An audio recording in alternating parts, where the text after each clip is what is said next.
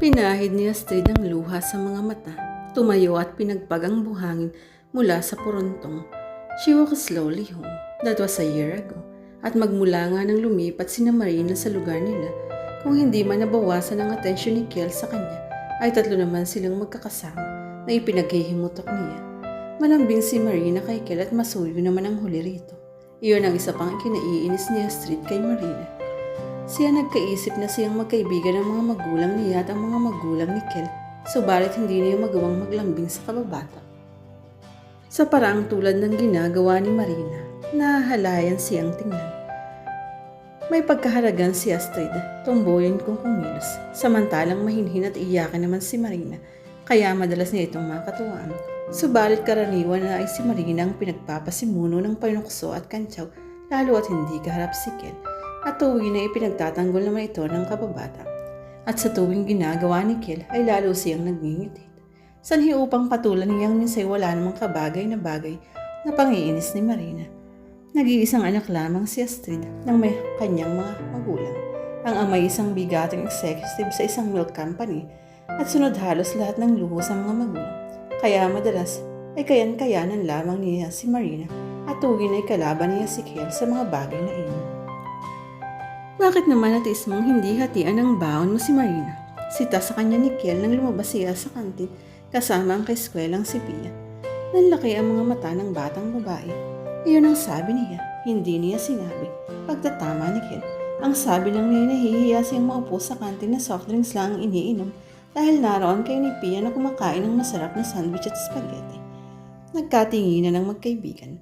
Nagkibit siya ng mga balikat. Walang silbi na sabihin kay Kel na nagsosolicit lang ng simpati si Marina at gusto nitong palabasing maramot siya. Minsan ay pinagbaon niya ito ng sandwich subalit itinapon lang sa basurahan nang tumalikod siya. Nagkataong may nakakita ang ibang bata at isinumbong sa kanya. Siya mismo ang nakakita ng sandwich na ibinigay niya rito sa loob ng basurahan. She never confronted her, subalit mula noon, ni Alok ay hindi niya gustong gawin. Sorry Mr. Defendant of Marina Peralta, hindi namin siya nakita. Let's go Pia. Padawag niyang hinilang kaibigan at nilampasan si Kel na hinabol siya sa tinawakan sa braso. Sweetheart naman. Huwag mo akong sweetheart dyan ha. Singhal ng batang babae. Ang gusto ko lang namang mangyari ay intindihin mong mahirap lang si Marina. Hindi niya kayang magbaon ng tulad ng sayo. Ang binatilyo na nagkamot ng all. Sorry na lang siya, she said bitchily. Nasusuya na siya. Don't be such a bitch on the brat, Astrid. Kitang-kitang pagkamangha sa mukha ni Kel. So I am a brat on the beach, ano ang pakialam mo? Ninyo ni Marina. Kung naaawa ka sa kanya, bakit di mo suportahan? At galit niyang tinalikuran si Kel. Masamang-masama ang loob. Astrid, dali. Si Pia at tinila siya sa manggas ng uniforme niya. Awatin mo si Kel na nakikipag-away sa may backgate ng school. Bakit? Tanong niya at patakbong sumunod. Sa labat ng gate sa likod ng high school department ay naroon si Kel at nakikipagsuntukan. Nanlaki ang mata ng batang babae. Dalawang kasing edad at kasing laki ni Kel ang kalaban nito. Mabilis siyang pumagitna at pinagtutulak ang dalawang binatri. Tumigil kayo. Ano ba? Sigaw niya na nabitin sa lalamunan niya dahil sinasadyang mahagingan siya ng suntok ng isang binatilyo sa may panga. Astrid, sigaw ni Pia. Si Kel na nakita ang nangyari sa kanya ay nanlaki ang mga mata. Biglang tila torong nakawala at sinugod ang nakamata sa kababata. Ang isa'y natakot nang makitang bumanya si Astrid sa lupa. Nagtatakbo ito palayo. Kaya ano ba, sigaw ni Astrid na agad tumayo nang makitang sinusugod ng binatilyo ang isang mas matapang. Niyakap niya sa likod si Kel. Tama na. Umawat siya subalit sa sulok ng mga mata niya nakita niya ang prente at tahimik na nakatayo. Sa tabi ng bakod ng universidad si Marina na nakamasid. Kung wariin pang itila ito siyang-siya sa nangyayari. Ang kalabang bata ay nakawala at nagmura. Iyang syota mong sisihin mo. Sigaw nito at dinuro si Marina. Makiriyan, siyang nagpapakita ng motibo tapos hindi nito inuloy ang sinasabi ng muling ambahan ni Kel. Napahawak si Astrid sa braso ni Kel at halos bumitin na sa binatilyo. So si Marina na naman. Josh please, sigaw pa kausap ni Astrid sa kalabang binatilyo. Kilala niya ito dahil sa subdivision din nakatira at malapit lang sa bahay nilang bahay ng mga magulang nito. Hindi ko sinasadya Astrid. Hinging paumanhin ito sa pagkakatama sa kanya at nagpahinuhod na lumayo. Subalit hindi ba? Bago nag-iwan ng masamang salita patungkol kay Maria na kung sa kanya sinabi tila gusto niyang maglahong parang bula. Subalit hindi natigatig si Marina. Kel, nasaktan ka ba? Nag-aalala lang nilapitan ni Marina ang binatilyo. Narinig mo naman kung gaano ka mabastusan mo ngayon eh. Isang matalim na tingin ang ipinukol ni Astrid rito. Bagyang dinamang panganghagingan ng sinto. Umaasang hindi yun manghingitim kung hindi lagot siya sa mami niya. Si Kel ay hindi pinansin si Marina at binalingan siya. Patingin ang pisngi mo. Galit nitong sabi at maras na hinawakan ang mukha niya at rinap. Susugod-sugod ka naman sa gitna ng... malakas niyang tinabig ang kamay nito at mabilis na lumayo sa lugar na iyon, kasunod si Pia. Palihim na kumuha ng yelo si Astrid at nagkulong sa kwarto. Kung hihingin niya kay maming ang ngaya niya ang ice bag, ay baka magsumbong ito sa mami niya. Nasa harap siya ng salamin sa banyo nang marinig ang tinig ng ina sa labas ng pinlo. Mabilis na niyang inilugay ang buhok upang matakpan ang unti-unti ng pangitim ng ibabang pismi. Coming ma'am, sigaw niya sabay takbo sa pinto at binuksan niya. Yes, mami. Nasa ibaba si Joshua. Wika nito sa nagsalubong ng mga kilay. Gusto raw humingi ng paumanhin sa iyo. Ano ba ang ibig niyang sabihin? Naku, wala, mami. Agad niyang sagot at nilampasan ng ina. Nagtutuksuhan sa school kanina at napikaw ako sa kanya. Sige naman, ako nang bahala kay Diyos. Nagdududang sinundan ng tingin ni Karina ang anak. Grade 6 ka pa lang. Astrid, baka naman iyang tukso-tuksuhang ina itungkol sa boyfriend ho. Hindi at liberal ako sa mga boyfriends mo eh. Sinasamantala mo naman. Nanlaki ang mga mata ni Astrid. Akmang magpoprotesta subalit naisip na mabuti ang iyon ang maisip ng ina kaysa malaman ito ang tunay na nangyari. Ma'am naman, magkaibigan lang kami ni Josh. She giggled at patakbong bumaba. Umikot ang mga mata ni Karina.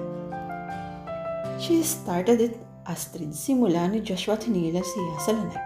Nakaumiw kami ni James sa ilalim ng puno habang naghihintay ng bell. Lumapit siya at binati kami. Nang to my delight, sa gitna namin ni James siya naupo.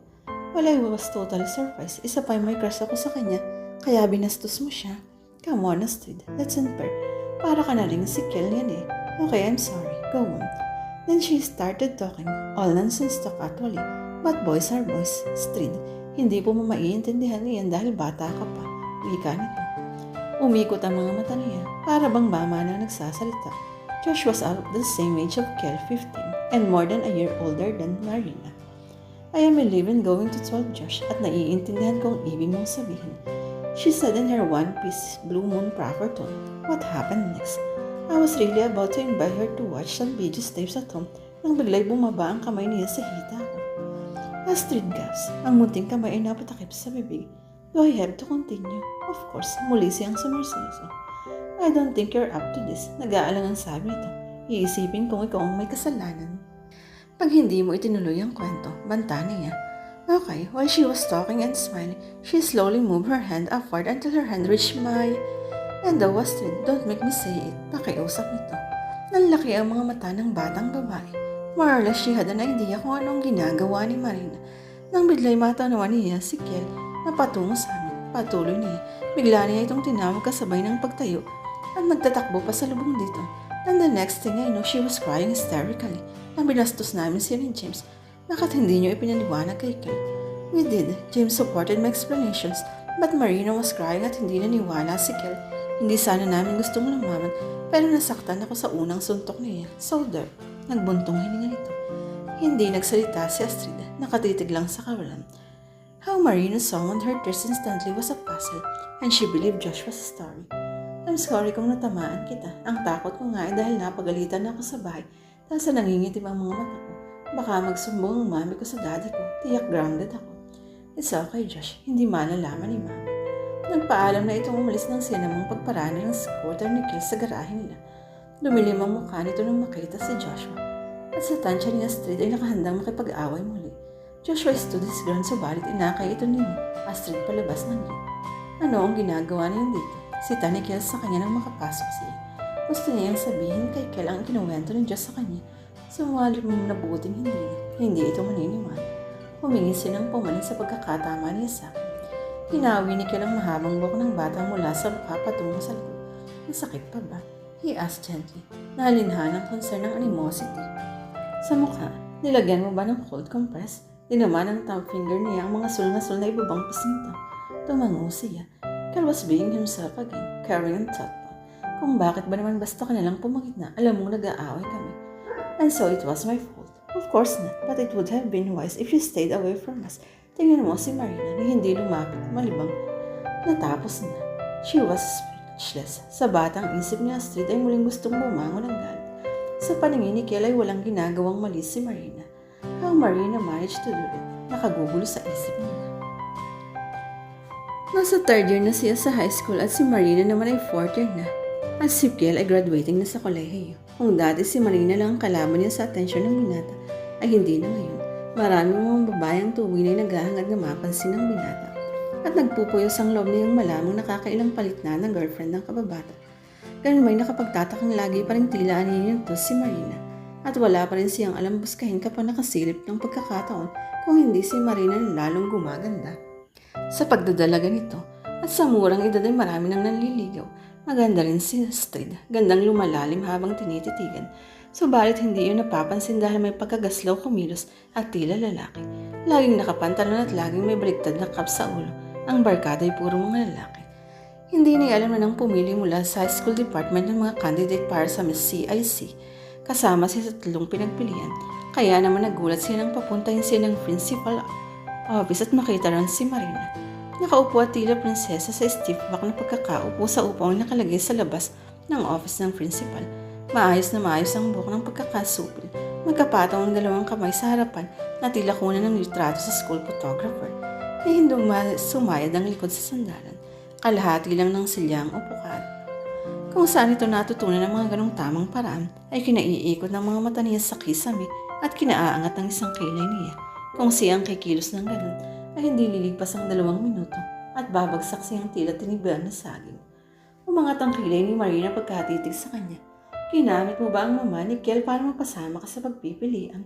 Hindi ako makapaniwalang nasa listahan ka sa pagpipilian ng representative mula sa high school department. Bumaba tumas ang mga mata nito sa kabuuan niya na painsultong paraan.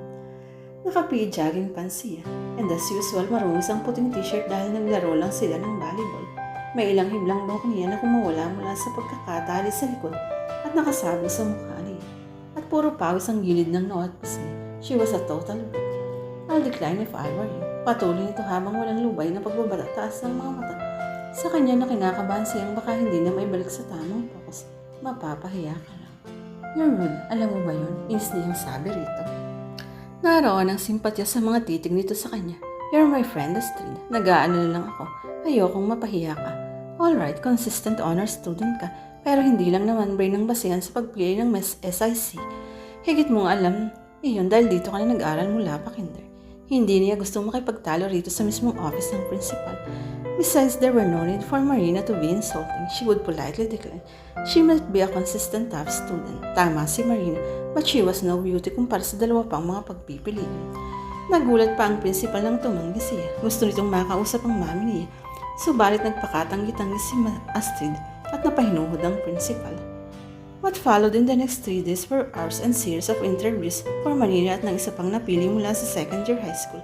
And she was only too glad nang hindi si Marina ang napiling representative sa high school department. Ang napili ang mula sa second year, ang anak ni Mr. and Mrs. Rodrigo de la Serna, na parehong kaibigan din ng mga magulang niya at ng mga magulang ni Kel. Her father is very influential in this town, nakasimangot na sabi ni Marina sa kanya nang tanongin niya kung ito ang napili. She smiled silently. Marina was only sauerkraut. Totoong maganda ito, but Astrid thought she was luck and height kumpara sa napili.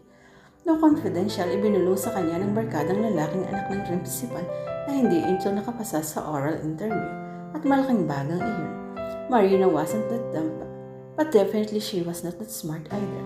Or maybe the principal saw through her, na sa kabila ng ipinakikita nitong poise at calmness ay naroon ng isang maligalim na pagkatao.